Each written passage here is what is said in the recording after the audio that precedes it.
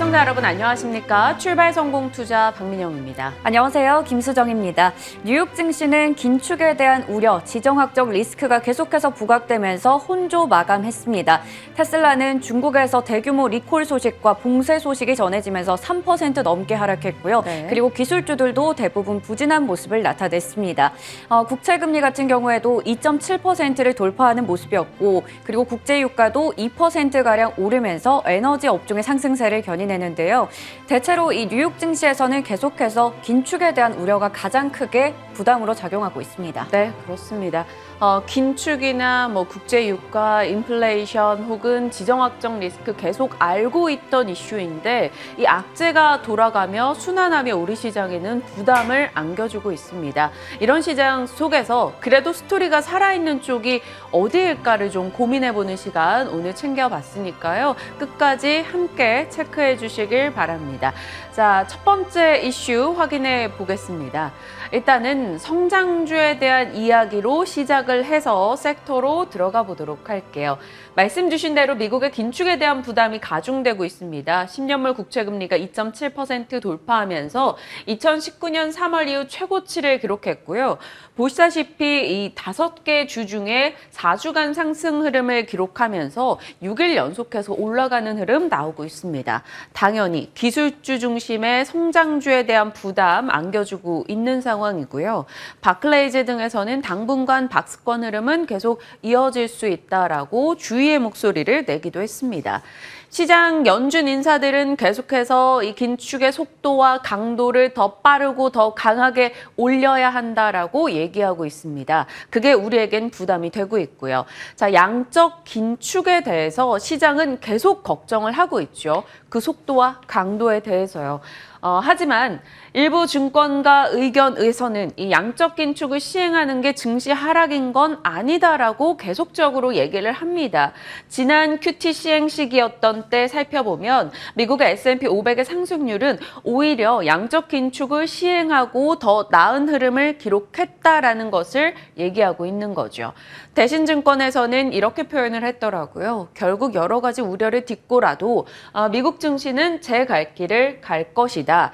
그렇다면 국내장에 대입을 해봤을 때 2분기까지는 변동성이 확대될 수 있다. 그런데 3, 4분기 하반기에는 올라갈 수 있다라는 쪽에 포인트를 뒀습니다. 그렇다면 2분기까지의 변동성, 주가 조정이 나올 때마다 오히려 성장주를 매수해야 한다라고 이야기하고 있습니다. 그럼 우리가 지금 성장주를 바라보는 시각은 조금 달라져야 되는 거겠죠. 이 의견에 동의하신다면요.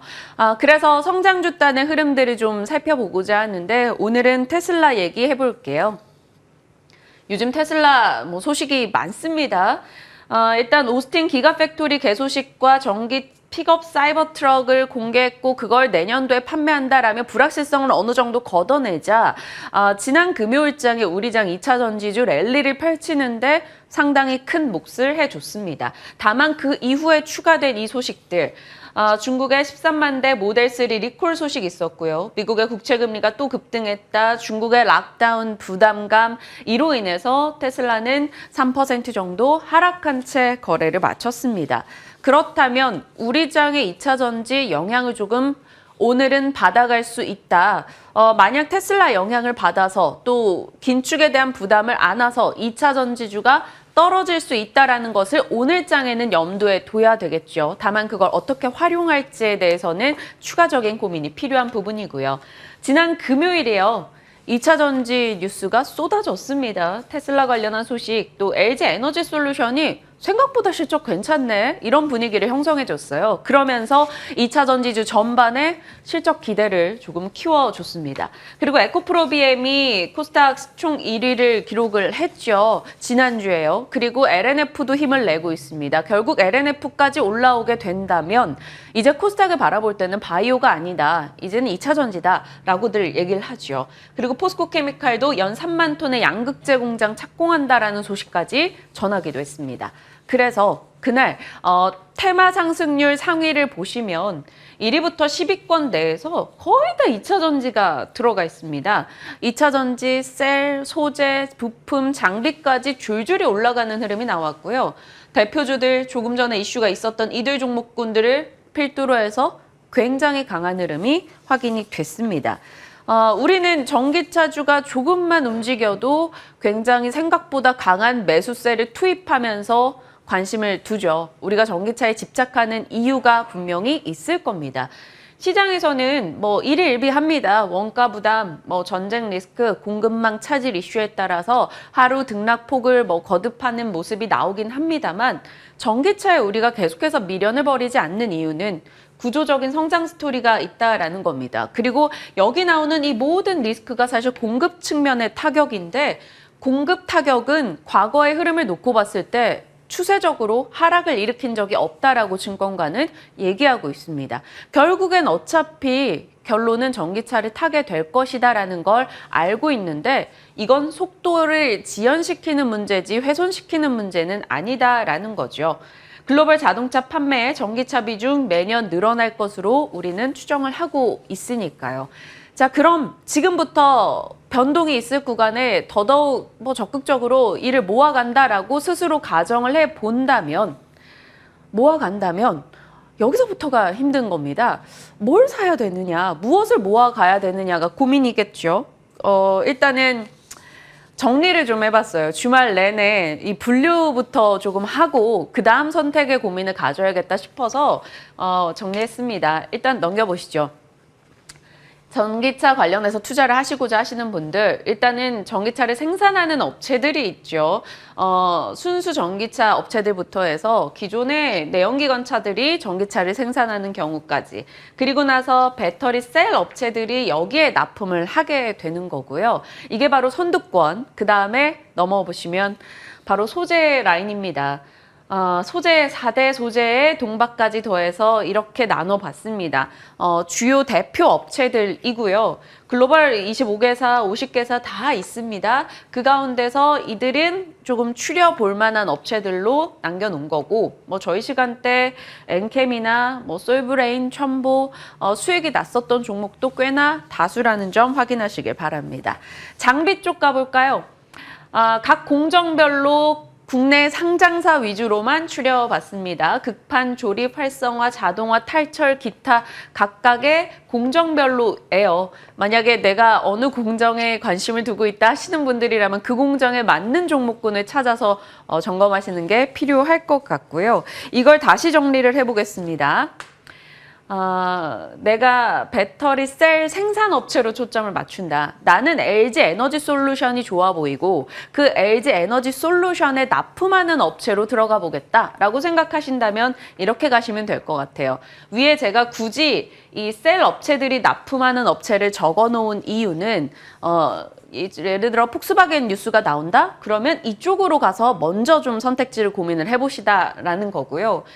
리비안 이슈가 나오면 삼성 SDI로 체크를 하신다. 이런 식으로 한번 정리 포인트를 잡아가 보시면 좋을 것 같아서 정리를 해봤습니다. 이것도 고객사별 소재 납품사이고요. 고객사별 장비 납품으로 가보겠습니다. PNT와 하나기술이 배터리 셀 3사에 모두 다 장비를 납품하고 있다는 점 눈에 띄네요. 그러니까 각 업체별로 CIS도 그렇고 반복적으로 들어가 있는 업체들이 있을 겁니다. 그렇다면 상대적으로 리스크를 좀 더 낮출 수 있겠죠. 그런 업체들을 한 번 더 추려 나가는 작업 해보시길 바랄게요. 자, 그리고 나서 지금 현재 시장 상황에서 종목들의 현황을 한번 들어가 보겠습니다. 1개월 상승률만 보면요, 꽤나 높습니다. 지난해 대비 많이 조정을 받았다라고 한다고 해도요. 에코프로 BM 한 달 사이에 30%, LNF 25% 올라와 있는 상황이고요. 지난해 기록했던 52주 최고가 대비 낙폭을 친다면 SK IT가 조금 큰 상황이에요. 48% 정도 떨어져 있고요.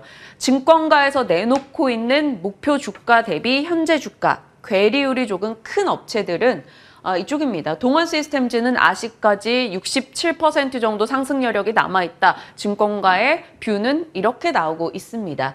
일단 대다수 증권가가 2차 전지 순환매 있을 것이고 키 맞추기가 이루어질 수 있다라고도 의견 내고 있으니까요. 점검하시길 바라겠고요. 일단은 오늘 장에서는 분명 변동이 있을 수 있습니다. 그걸 감안해서 내가 투자 방향을 어떻게 잡아갈 것인가 한 번 더 고민해 보시길 바랍니다. 자, 다음 이슈 가볼까요? 네, 두 번째 이슈 체크해 보도록 하겠습니다. 저희가 3월 시작할 때 뉴팡에 대한 이야기를 해드렸습니다. 3월 초부터 주식시장에서 뉴팡에 대한 관심이, 논쟁이 뜨거웠었는데요. 기존에 우리가 알고 있는 메타, 그리고 아마존, 애플, 넷플릭스, 구글 같은 이러한 팡을 이제는 뉴팡이 대체할 것이다라는 얘기죠. 그러니까 에너지, 방위산업, 농업, 핵과 재생에너지, 금과 금속 등이 이쪽을 좀 대체할 수 있다라는 건데요. 근데 일각에서는 뉴팡 종목들이 워낙에 시가총액도 적고 아무래도 이 부분이 계속해서 상승세를 지속할지는 좀 지켜봐야 된다라는 입장이 있었습니다. 하지만 이 관련주들 시장에서 계속해서 상승하는 모습을 나타냈고 또 우리가 지켜본 만큼 관심을 많이 받고 있었습니다. 그 이유를 하나의 표로 설명할 수 있을 것 같은데요. 지금 보이는 표가 바로 식량 가격 지수인데 사상 최고치를 계속해서 경신하고 있습니다. 2개월 연속으로요. 지금 보시는 것처럼 지금 3월에 159.3포인트를 기록했는데요. 이는 2월 대비해서 12.6%가 급등했다고 합니다. 그리고 FAO가 그러니까 이 UN 식량 농업기구가 이 지수를 지금 추적한 이후로 지금 가장 높은 사상 최고치를 경신한 것이라고 합니다. 원인은 밀이나 귀리 같은 주요 곡물 그리고 식용유와 비료값의 급등이 되겠습니다. 다음 페이지 보겠습니다. 전쟁이 장기화될수록 우크라이나의 곡물 생산과 수출에는 차질이 빚어지고 있는데요. 러시아가 우크라이나의 농지나 관계시설을 파괴했습니다. 2월 중순부터요. 그리고 우크라이나에서는 곡물 수확량이 급감했습니다. 거기다가 우크라이나의 주요 수출 통로인 항만이 봉쇄됐고 대안으로 볼 수 있는 육로 역시나 훼손이 되면서 운송에도 차질이 생겼습니다. 일부 전문가들은 러시아가 곡물 수요를 지금 자국에 집중시키려는 의도다라고 얘기를 했고 푸틴은 지난주에 경고를 했죠. 이 서방이 러시아를 제재하면서 에너지 가격이 급등하고 곡물 공급에 차질이 생겼다. 그래서 비우호국에 대해서는 이 식량 수출을 제한하는 걸 더 강화하겠다라고 얘기를 했습니다. 그러면서 가난한 나라는 더욱더 식량난을 겪게 될 것이다라고 말했습니다. 다음 페이지 한번 넘겨서 이 관련주들의 시세를 점검해 보도록 하겠습니다. 대표적으로 사료와 비료, 곡물, 농기계 이렇게 네 가지로 분류를 해봤는데요. 사료 쪽에서는 우리가 많이 알고 있는 종목들도 있고 그리고 정말 시장의 관심을 한몸에 받았던 그런 종목들도 있습니다. 비료 쪽도 마찬가지고요. 곡물, 농기계까지 체크를 해보시면 될 것 같습니다. 그런데 이 종목들이 종목별로도 온도차가 심하고 변동성까지 심화되는 모습을 나타냈는데요. 체크를 해보시면 4월 8일 지난 금요일에 현대사료, 한일사료 같은 경우에도 6%, 3% 내렸고 KG케미칼 10%대로 하락했고요. 반면에 미래생명자원이나 롯데정밀화학, 대동기어, 대동금속 같은 경우에는 상승부를 켰습니다. 그런데 이 현대사료 같은 경우 정말 많은 좀 관심을 받았던 종목이죠. 지난 3월 한 달 동안에 가장 많은 관심을 보였는데 네. 정말 롤러코스터급의 변동성을 기록했습니다. 3월에 7거래 연속으로 상한가를 기록하기도 했는데 4월 들어서는 거의 30% 넘게 급락하는 모습이었고 네.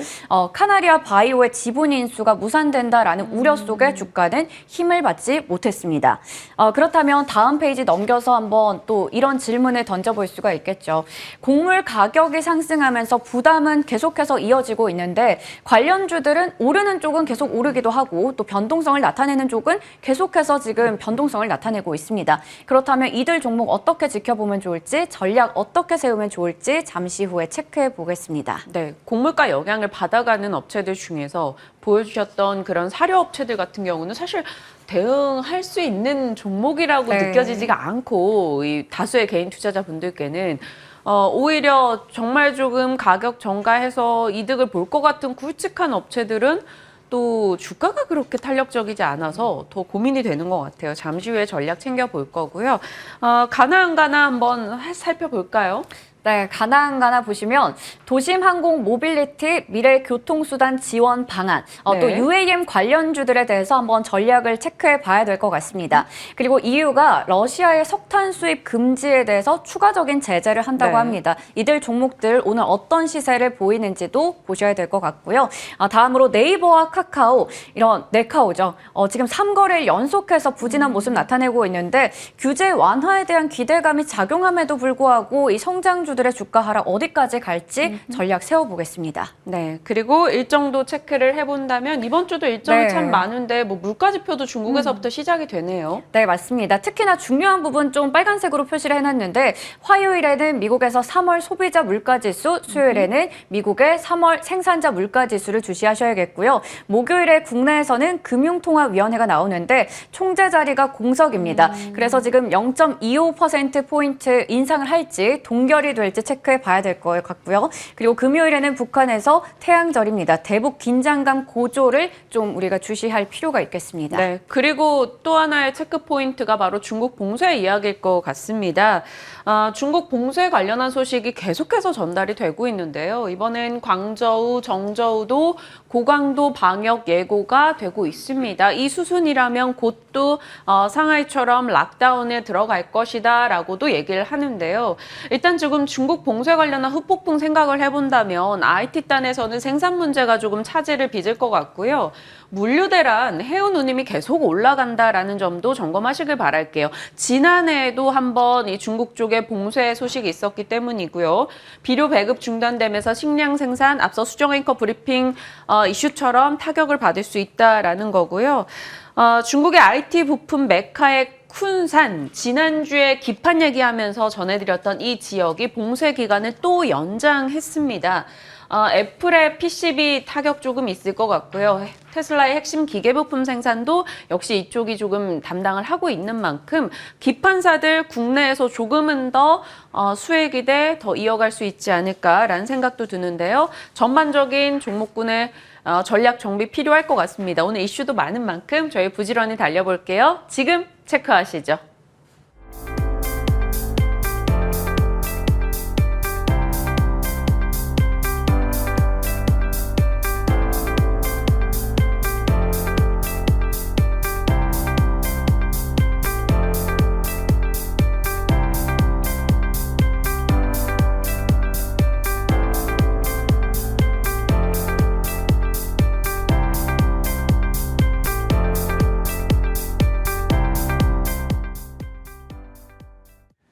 자, 저희가 앞서 나눠봤던 각 섹터에 대한 전략 챙겨보겠습니다. 교보증권의 사영관 차장님 자리하셨습니다. 어서 오세요. 안녕하세요. 네.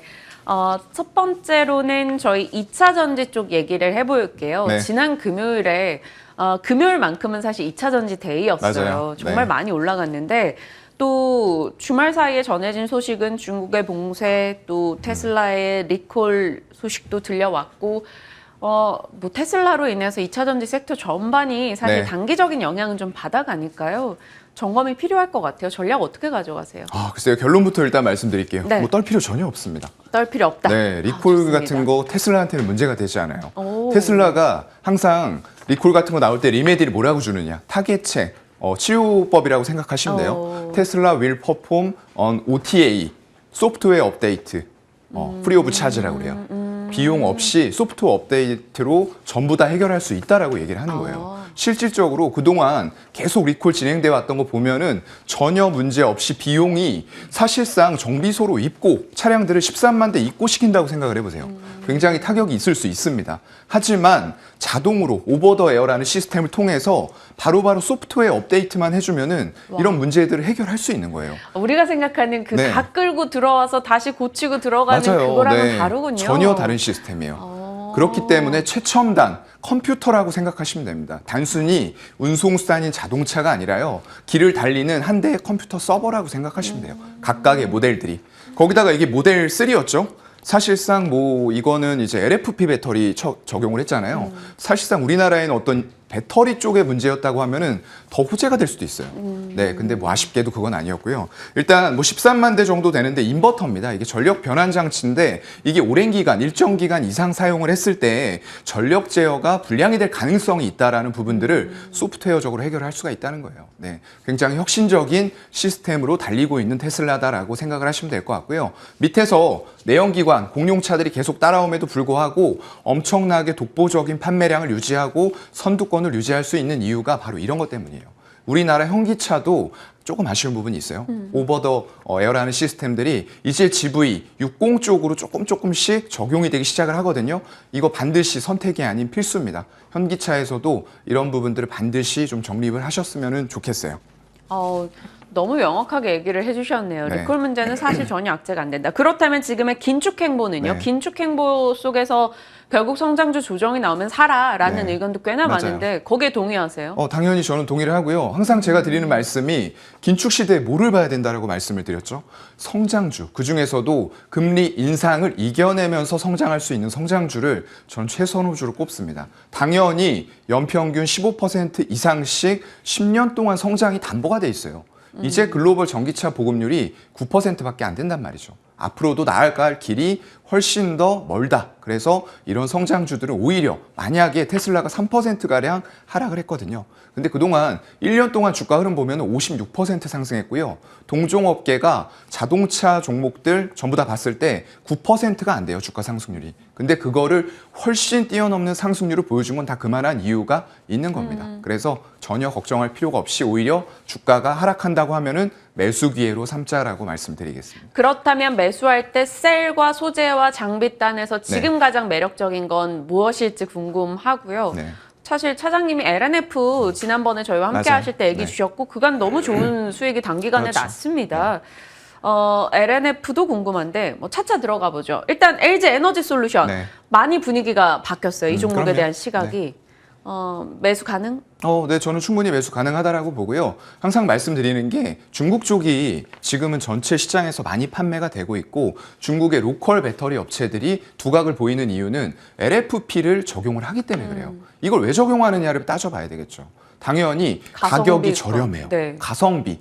왜냐하면 이게 시장이 아직 이제 개화하는 단계잖아요. 아까 보급률 9%가 안 된다라고 말씀을 드렸죠. 글로벌 보급률이요. 그렇기 때문에 이게 소비자들이 지금 금리 올리고 이런 상황에서 가격 저항대가 너무 높은 차량들로 접근이 쉽겠느냐. 내연기관차에서 갑작스레 바꾸는데 그렇지 않다는 거예요. 그렇기 때문에 조금은 가성비 쪽으로 엔트리 모델 진입할 수밖에 없기 때문에 지금은 LFP가 대세지만 결국에는 차량이 성숙되고 이 시장이 성숙이 된다고 하면은 반드시 하이니켈단으로 가면서 조금 더 프리미엄 단의 제품들이 많이 팔릴 수밖에 없습니다. 네.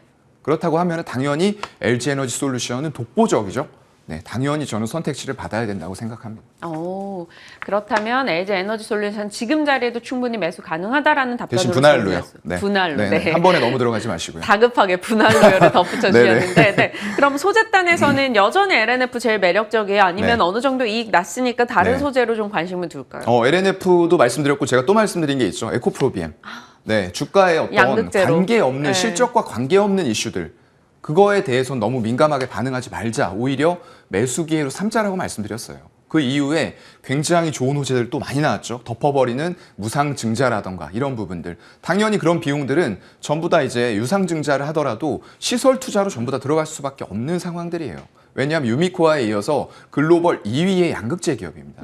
이렇게 9%에서 점점 더 나아갈 길이 먼데 양극재는 정말로 필수적으로 필요한 거죠. 그래서 그동안에는 LNF가 에코프로 BM을 이기고 바짝 올라왔어요. 네. 더 가파르게 올라왔죠. 거의 사상 최고가에 근접하고 있는 것 같아요. 근데 에코프로 BM도 이런 호재들을 바탕으로 해서 제가 볼 때는 사상 최고가 머지않은 시간 내에 갈 수 있습니다. 좋습니다. 명확하게 얘기를 주셨어요. 이렇게 뷰를 듣고자 저희가 네. 사실 모시는 거니까 본인의 뷰를 좀 명확하게 전달해 주신 것에 좀 감사하고요. 잘 참고해 보시길 바랍니다. 자, 그렇다면 곡물 쪽으로 가겠습니다. 세계 식량 가격 지수, 각종 곡물 수입 물가 이런 거 올라간다는 뉴스가 주말 내내 도배가 됐어요. 맞아요. 네.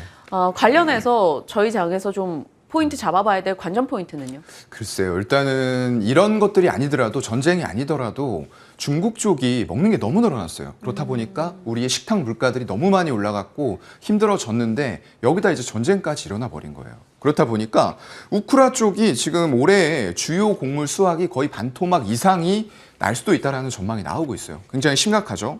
그리고 세계 식량 가격 지수도 2달 연속으로 최고치를 기록을 하고 있는데요. 전월 대비해서 거의 12.6%, 13%에 달하는 상승률을 보이고 있어요. 그중에서도 가장 이제 더 심각한 거 곡물 가격이 17%가 넘고요. 유지류는 23%가 넘는 가격이에요.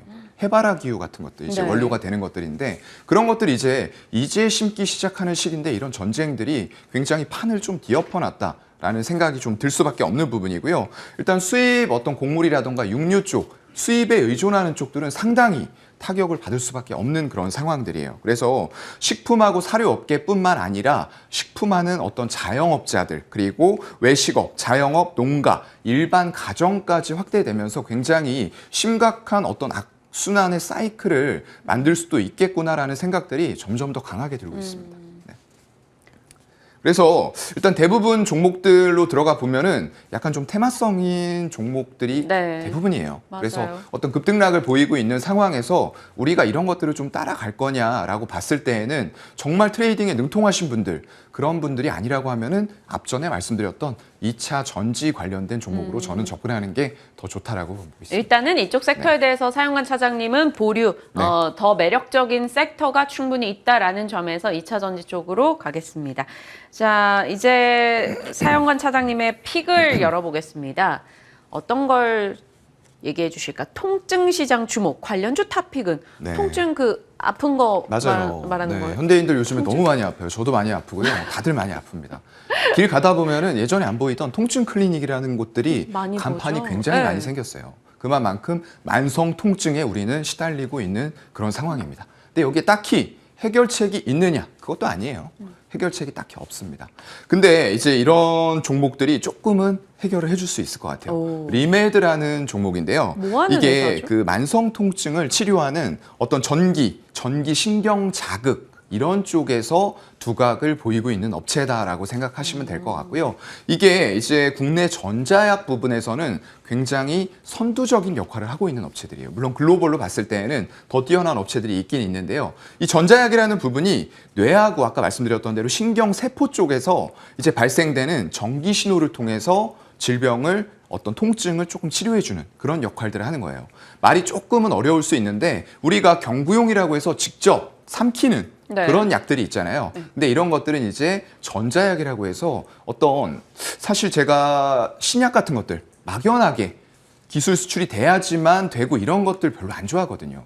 근데 이거는 전자 부품이에요. 네, 부품이라고 생각을 하시면 될 것 같고요. 그래서 그런 쪽과는 조금 다르게 뷰를 보셔야 될 것 같고요. 이런 것들이 기존의 의료 시술보다 굉장히 안전하고 효과적으로 질병을 치료할 수 있다라고 생각이 되고 치매라던가 어떤 아까 뇌라고 말씀드렸죠. 뇌전증 이런 쪽들의 기저질환들에 대해서 굉장히 효과를 보일 수 있고요. 뇌질환이라던가 안면 신경 마비 이런 쪽까지도 적응증을 확대를 해나갈 수 있는 그런 쪽이라고 생각하시면 될 것 지금 같습니다. 금요일 날 보시면 차트에 저기 꼬리가 쭉 네, 맞아요. 쏟았잖아요. 금요일 날 무슨 일이 있었어요? 관심 많이 받았네요. 글쎄요. 일단은 거래량들이 조금 터졌고 거기에서 이제 당연히 막힐 자리였어요. 좋은 내용들이 리포트가 계속 나왔거든요. 증권사 쪽에서도요. 하지만 이제 급등을 하다 보니까 121선에 막혔던 거예요. 저게 이제 121선에 막히고 떨어진 분위기였기 때문에 네. 오히려 계속적으로 강하게 유지하면서 121선 돌파했다. 그랬으면은 제가 말씀드리기 좀 부담스러웠을 수도 있어요. 근데 적당하게 빠질 사람들 빠지고 조정을 줬기 때문에 이젠 다시 가면 되는 거죠. 부담 없이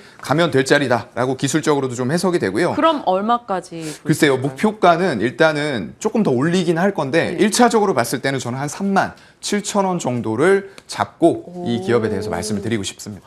37,000원. 네, 네. 그게 일단 1차적 목표가라는 거죠. 맞습니다. 네. 리메드 한번 기억하면서 저희 또 계속 AS 해 나가도록 하겠습니다. 오늘도 세세하게 또 명쾌하게 전략 주셨어요. 교보증권의 사영관 차장님과 함께 했습니다. 고맙습니다. 맞습니다.